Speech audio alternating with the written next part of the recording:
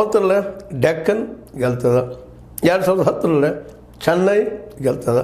ಅದರ ನಂತರ 2011 ಚೆನ್ನೈ ಮತ್ತೆ ಗೆಲ್ತದೆ. 2012 ಕೋಲ್ಕತ್ತಾ ಗೆಲ್ತದೆ. 2013 ಮುಂಬೈ ಗೆಲ್ತದೆ. 14 ಕೋಲ್ಕತ್ತಾ ಗೆಲ್ತದೆ. ಮತ್ತು 15 ಮತ್ತು ಮುಂಬೈ ಗೆಲ್ತದೆ. ಮುಂದೆ 16 ಹೈದರಾಬಾದ್ ಗೆಲ್ತದೆ. 17 ಮತ್ತು ಮುಂಬೈ ಗೆಲ್ತದೆ. 18 ಚೆನ್ನೈ ಗೆಲ್ತದೆ. 19 ಮುಂಬೈ ಮತ್ತು 20 ಮುಂಬೈ. 21 ಚೆನ್ನೈ ಗೆಲ್ತದೆ. ಮತ್ತು ಅದರ ನಂತರ 22 ಗುಜರಾತ್ ಗೆಲ್ತದೆ. 23 ಚೆನ್ನೈ. 24 ಕೋಲ್ಕತ್ತಾ. ಈಗ RCB ಪ್ರಥಮ ಬಾರಿಗೆ.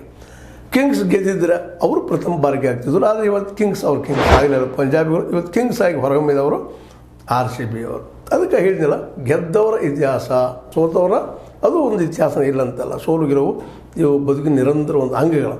ಅದು ಆ ದೃಷ್ಟಿ ಇಟ್ಕೊಂಡು ಇವತ್ತು ಯಾರು ವಿಕೆಟ್ನ ಪಡೆದ್ರು, ಯಾರು ಚೆನ್ನಾಗಿ ಆಡಿದ್ರು, ಇವತ್ತು ಅವರ ಹೆಸರು ಅವ್ರ ಜೊತೆಗೆ ಉಳಿದುಕೊಂಡು ಹೋಗ್ತಾ ಇರ್ತಾವೆ. ಯಾಕಂದ್ರೆ ಕಪಿಲ್ ದೇವ್ 1983 ವಿಶ್ವಕಪ್ ಗೆದ್ದಾಗ ನಿಜವಾಗಿಯೂ ಸಂತೋಷ ಪಟ್ಟಿದ್ದು ಯಾರಪ್ಪ ಅಂತಂದ್ರೆ ಇಡೀ ವರ್ಲ್ಡ್ ಅಂತ ಹೋಗ್ತದೆ.